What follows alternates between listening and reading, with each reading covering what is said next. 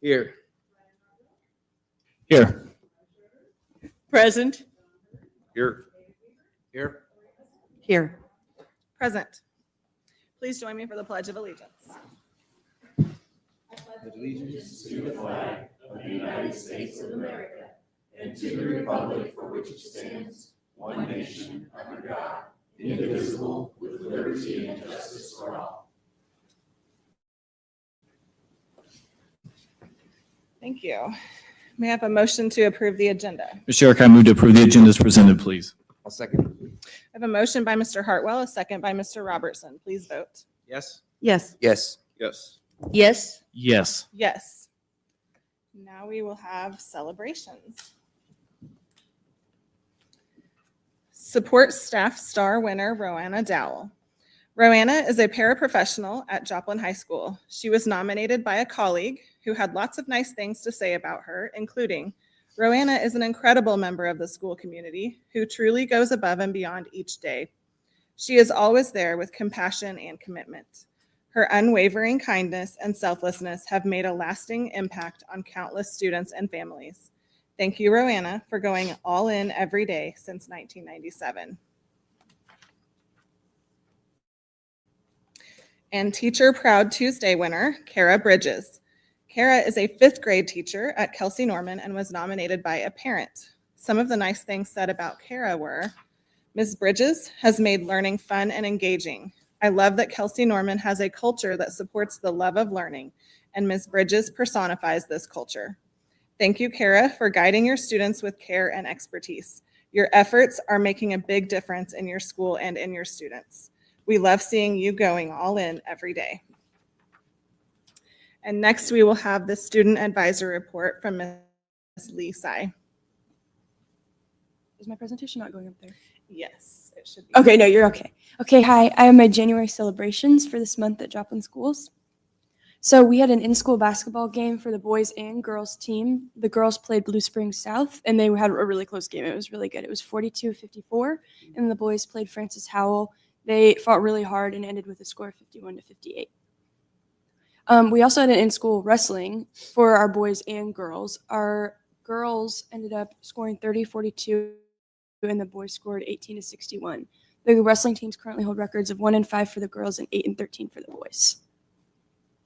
The FCCLA club recently went to the regional star events, and we had a lot of people leave with medals for the sustainability challenge. Diana Holt and Kendall took gold and advanced to state. For food innovation, Gabby Durr and Alyssa Malorino took silver and advanced to state.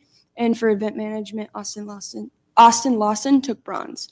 For nutrition and wellness, Journey Bart and Savannah King took silver. Our Skills USA Club, or I'm not actually sure, culinary winners for baking and pastry arts were Gabby Durr and Helena Copenharv, and for culinary arts was Skylar Armour and Quentin Carmichael. The show choir at our school, the Sound Dimension and Touch of Class, and also Men of Note, all previewed their shows. Sound Dimension previewed their Atlantis, Touch of Class previewed their Storm Chasers, and Men of Note show is Paul Bunyan, which was really cool as well. Ava Dahl, a cross-country runner at our school, just won Gatorade Athlete of the Year for Missouri for a girls cross-country runner. She's really involved in a lot of things at our school, and she's a great runner, and she's always going to state and medaling and doing really, really well. Thank you. Thank you. And I neglected to mention that this is your first meeting. And so we would like to introduce you. This is Carolyn Lee Tsai. She is our student advisor for the year. And we welcome you and thank you for joining us. Welcome aboard. All right, we will move on to the superintendent's data report. Okay, as we do every month, we will have a strategic focus. Dr. Mwangi. Yes, so this month we have MOSO caps. So we have Dr. Hull here and Ms. Holt, one of our students, who is going to share some information with you. And your mics are green, ladies, so you should be good. Good evening. So just a quick update on the program. This year is our 4th year. We have 83 students out of our 90 seats that we have available, and things are going really well. Next slide. CAPS prep, we still do CAPS prep. It's the first 5 weeks of the semester, getting our students ready to start their industry partner placements in week 6. Next slide. I thought this might be interesting for the board. So this as the number of applicants versus the number enrolled and the number of completers we've had each of the first 3 years with Joplin High School. This past year, we had 32 applicants for your 12 seats, and we ended up enrolling 17, and you had 16 completers. Those 17 students, you paid for 17, but I'm going to give you one back next year because that student dropped on the very first day, like at 8 o'clock in the morning. And so you guys have a credit for it with me. And so I'll make sure that whenever it runs through the bursar's office this year that you get credit for Question. one. If a student drops mid-season, do we still have to pay for the whole year? Yeah, Okay. yep. And so typically we don't have students who drop mid-year. We had one last year drop at semester, maybe two drop at semester. One of them was a second year. The other one was a first year. The first year, he was in like basketball and all kinds of stuff, and he just didn't feel like he could keep up. Yeah. And so, and the other one, she had other things going on in her life in the second semester as well. Thank So, but anyway, I just thought this data might be helpful and interesting for you all to see. And we still have 3 strands, our business strand, and that's the coursework. And I know you all hopefully have seen this information ahead of time. And then we have our health sciences strand. Their coursework remains the same. Bennett, he's up there in the corner. He couldn't be here tonight. He took off last night, but he didn't take off tonight. So he could not be here to talk about health sciences. And then we have our human services strand as well. And Hallie Devine, she's there in the middle. She's blonde. She was going to be here last night, but she is snowed in south of Springfield. She's hoping she can make it back to school tomorrow if you guys are having school. But anyway, we still do our surveys. And so they still result in super positive swings from before MOSO caps and after MOSO caps. And then there's another slide in there about like the careers in their region, which is just so important for them to find out what great jobs are right in their own backyard.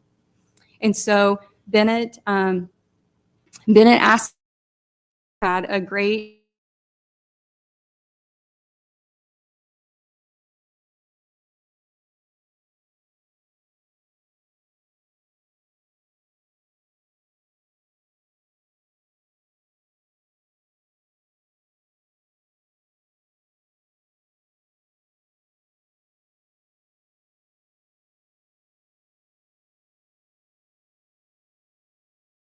she started out, she thought she wanted to go into like clinical psychology, but she's really starting to lean more heavily towards social work.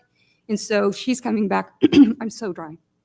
She's coming back next year as well as a senior. And so she's going to focus more on social work. And so those will be her placements. And then we have Diana Holt. I'm a senior this year, and it's my first year. I really wish I would have joined last year, but it's been a really great experience. I've learned so much, and I really feel like a young professional. I came into the strand interested in law and in real estate, and I still am. I've been able to talk with a lot of different people, and they're very welcoming, and it excites me for my future. And she's hoping to go to Missouri State. So we're super excited for her. So, yeah. Any questions? Would you recommend this to your classmates? Oh, of course. Like I said, I wish I would have joined last year. I most definitely would have learned a lot more about the fields I'm interested in, but I feel like I've learned so much, and I think it gives me a jump start into my career, especially going into college or even like after college. And I've also, with one of my placements, I was with Leggett and Platt Legal Field, and they gave me insights of like law school and things like that most people don't tell you. So. That's great. Well, thank you for being here and sharing your experience. Thank you. And thank you, Dr. Thank you. Holt. Thank you very much. Thank both you. of you. Thank you. Absolutely.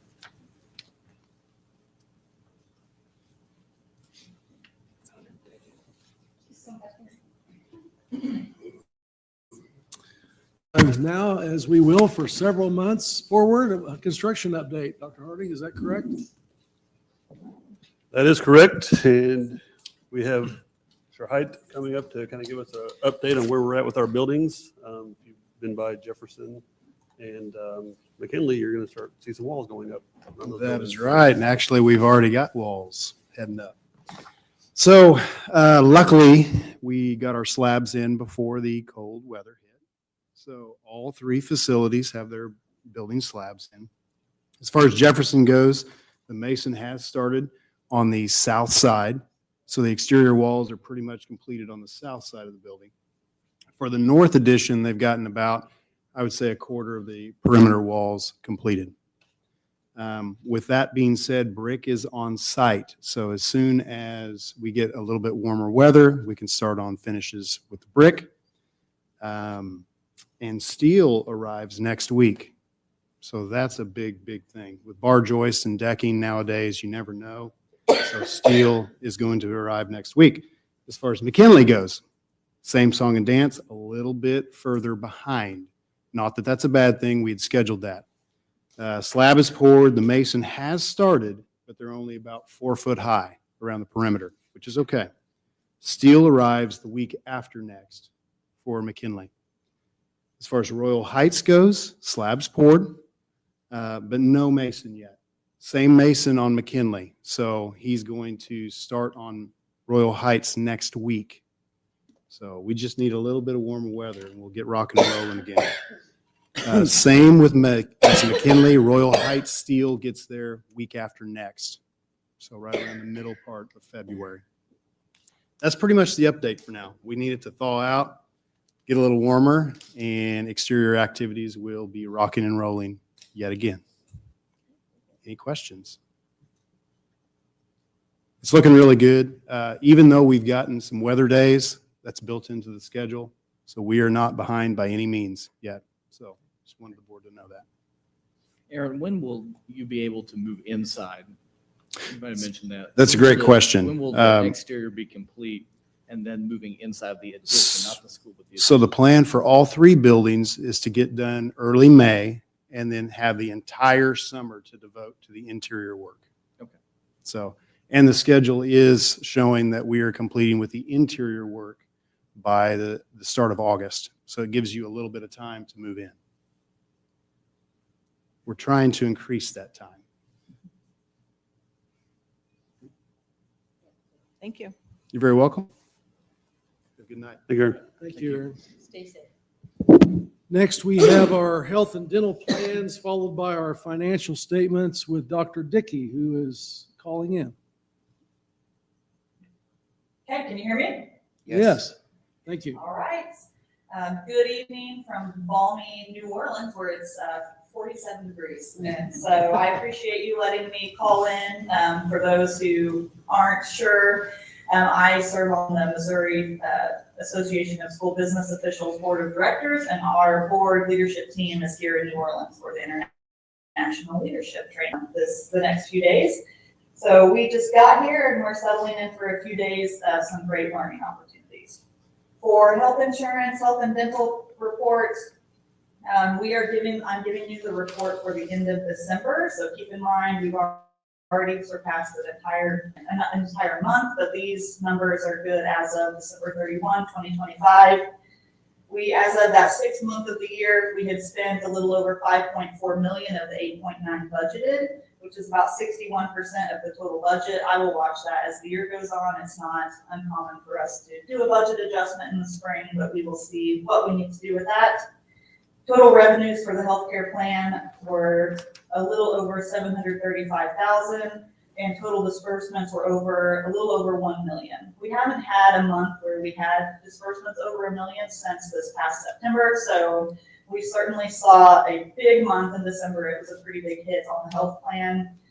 So our ending balance as of December 31 was $276,000 and some change, which represents about 0.4 months of the 12-month average from the 24-25 school year. We were really anticipating a big stop loss reimbursement coming and hitting the bank before the end of December, hoping that would hit and offset some of our expenses, but it didn't come until the first week of January. And so we have now realized that money coming in, but for these financials, that is not on the ledger. We also have since then received a big prescription rebate, so we're working to even back out, and then we're pending another larger stop loss reimbursement by the end of this week. So we know that we're watching this balance closely. We've been talking about that for a while. So, but I do want you to feel confident that that balance has already risen. since the end of December. And last December's balance was 2.5 million, and so that's this issue that we've been talking about, and where we're monitoring this going forward. For the dental plan, we had revenues a little over 31,000, and ending balance was a little over 221,000, which, as we talk every month, we are gradually spending that down. So I am happy to answer any questions you might have about health and dental plan.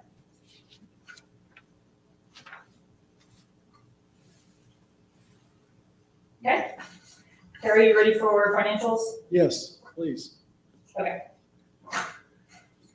Okay, for the financial statement, again, these are as of December 31, 2025, and we're another month past that, but we have our miscellaneous accounts that be totaling almost 160,000, with a little over 8 million in general investment and debt service, with a little over 86 million invested with MOSIP and MOCAT. We talked about this last month, but keeping in mind that we're seeing our big tax dollars coming in, and January will be another big month of that, and so we see our balances reach their highest in the first part of the calendar year. And as we can, I try to hold liquid money at MOSIP and MOCAT because the interest rate is higher than they're getting at UNB. So while you see those large balances, we don't have it all tied up in long-term investments because we need it for cash liquidity throughout the school year. So we are taking advantage of the interest rate at the current rates where they are. We didn't see another drop today with the Fed, so hoping to see a little bit more stability there. And our interest rates right now are still looking great. We have investments with MOSIP and MOCAT ranging from a little like 3.455% to 4.25%.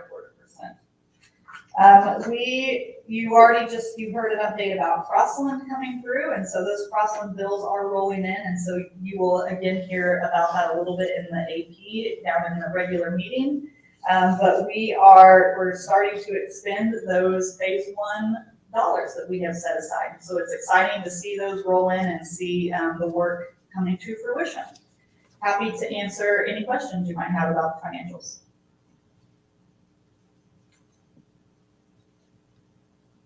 Any question? Very good. Okay. Very good. Thank you. Thank you very much, Dr. Dickey. See you again in AP. Okay.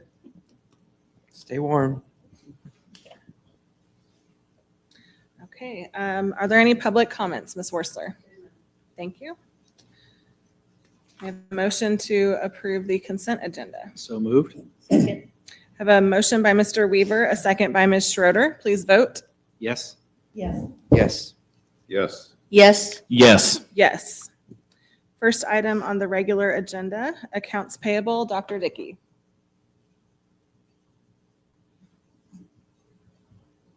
Okay, that was quick. So bill list that you're seeing for this month, similar to last year, we went through a full 3 bill cycles. So usually you see 2 bill cycles, but there are 3 on this set due to how the board meetings fell. The bill list totals a little over 18.1 million. And the sheet where it shows the comparison from fiscal year 25 to 26, you'll see some differences that are including some turf that we've installed and those cross-on bills that are coming in. Happy to answer any questions. I'd make a motion that we approve the accounts payable as presented by Dr. Jordan Dickey. Second. I have a motion by Mr. Hurd, a second by Ms. Musser. Please vote. Yes. Yes. Yes. Yes. Yes. Yes. Yes. Next is capital expenditures for 2026, 2027. Dr. Harding. Yes, this is normally Dave's favorite time of year, but he is at a conference right now, so you will get the capital outlay forecast from me today. So before I start out, I do want to thank Dave and Justin and Jennifer and all the Skillcraft guys, because they put a tremendous amount of work into this, because when we go around and do our tour in late fall, we get roughly about $38 million worth of requests from all the schools. That's talking to principals, staff, directors. And so we take that and boil it down to the number that we are going to present tonight. As always, we look at safety security first. We look at regular maintenance, anything we need to replace or repair with the buildings. to make sure that we're keeping our buildings perfectly safe for our students and staff. So what we have for you tonight is approximately $5.9 million worth of cap outlay requests for the 26-27 school year. Just a couple of highlights on there. We have our normal allotment we put for asbestos. As everyone knows, there's a get the lead out law as well. We're in a pretty good place for that one right now because we're kind of in between testing phases, and so, but that will be ramping up in the next couple of years. There's some entrances around the district that we want to kind of update a little bit and make them a little more functional and user-friendly that we'll do in a few buildings. We have some HVAC repair and replacement across, and one of those you'll hear more about later on, but there's some at South and at the high school, and as well as Cecil Floyd are some highlights. And then you'll see a lot of safety security projects on there. A lot of those are cameras. A lot of the buildings ask for additional cameras around their buildings. And so, as we always say, the eye in the sky never lies. And so it's nice to have cameras. It's very helpful for principals and staff when situations occur. And so we have that and purchase of buses. We're in a good place to purchase some buses. We've been very happy with the Bluebird buses that we purchased. And so we want to get ahead of that and get our name on the list for some new buses for next year. And the other big one is, like I said, Cecil Floyd HVAC replacement, and we'll talk about that later. So overall, those are all the cap outlay requests for next year, normal allotment for food service and IT, and that's where we arrived at that number.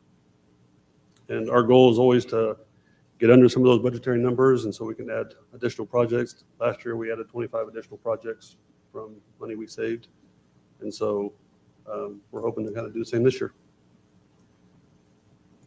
I would make a motion to approve the capital outlay budget of $5.989619 as presented by Dr. Harding tonight. And the other comment I would make is I did sit in on the review as how Matt and his team went through and prioritized. Marta sat in on that with me. I think your group did a really good job on that, and the needs are many, but the way that you guys, I'd say, value engineered some of it, looked at the longer term costs to the district and making some of the decisions that are laid out in here. I think you guys did a really nice job on that. So tip my hat to you guys on that. Well done. Second that motion. I have a motion by Mr. Hurd, a second by Mr. Weaver. Please vote. Yes. Yes. Yes. Yes. Yes. Yes. Yes. Thank you. The purchase of a box truck. Dr. Harding. Yes, so we have a box truck, and it's affectionately known as the band box truck because it's well labeled, and it's served the district very well. It's still in good shape, but it does have a hydraulic lift on it, and we spend a lot of time repairing and fixing that hydraulic lift. And there have been some recent accidents that we read about, not with ours, but with other hydraulic lifts. And between that and the amount of furniture we moved this summer using U-Hauls, we thought that taking that current band box truck and transitioning it over to food service and purchasing a new one that sits lower to the ground, it's more like a U-Haul truck that actually has a ramp. It helps us to avoid the hydraulic lift on the back of it, and it makes it easier to load and unload that vehicle. So when band, show choir, our team uses it, it's a much easier load and unload with the way it sits. So we will transition the old band box truck to food service, where they'll utilize it.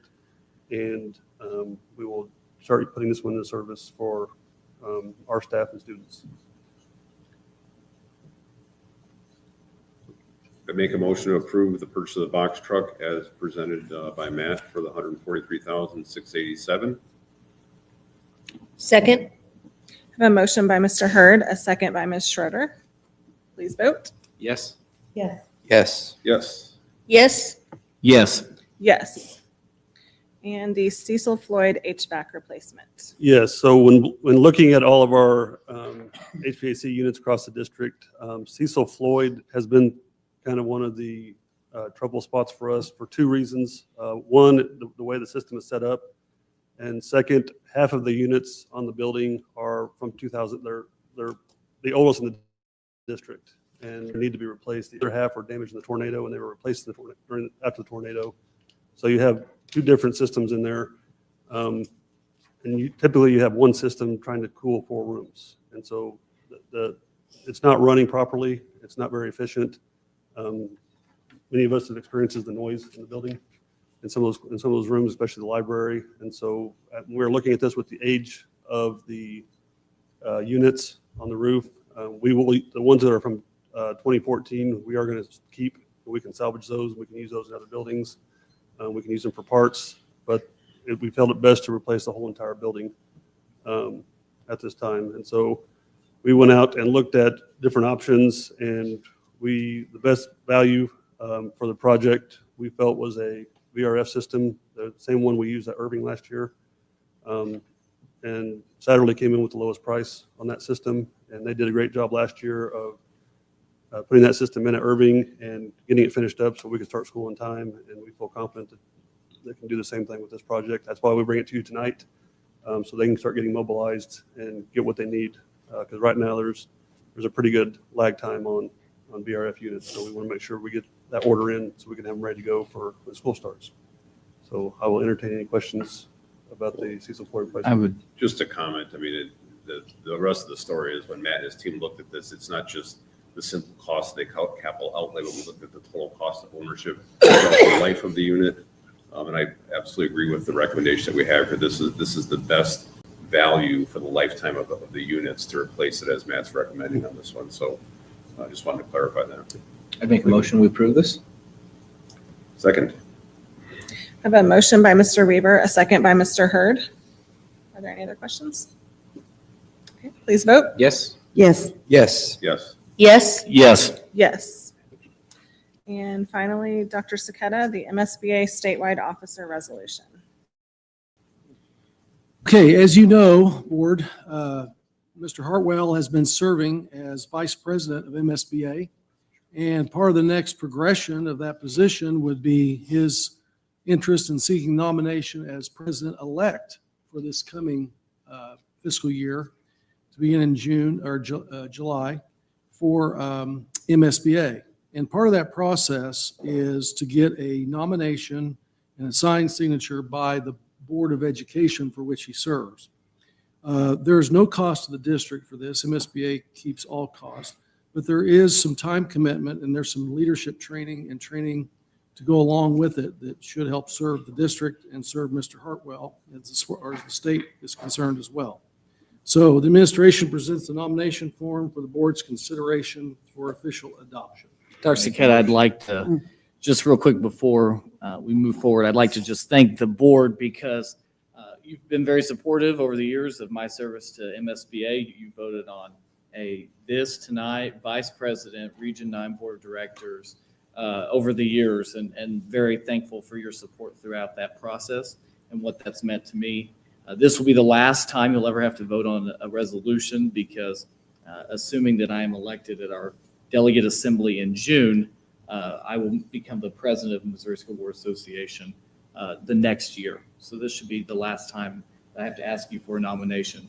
But thank you all for your support for many years now. So I appreciate that. I'd move that we approve this. Second. I have a motion by Mr. Weaver, a second by Mr. Robertson. Please vote. Yes. Yes. Yes. Yes. Yes. Yes. Yes. Well done. May I have a motion to adjourn? I'll make a motion to adjourn. Second. A motion by Mr. Robertson and a second by Ms. Schroeder. Please vote. Yes. Yes. Yes. Yes. Yes. Yes. Yes.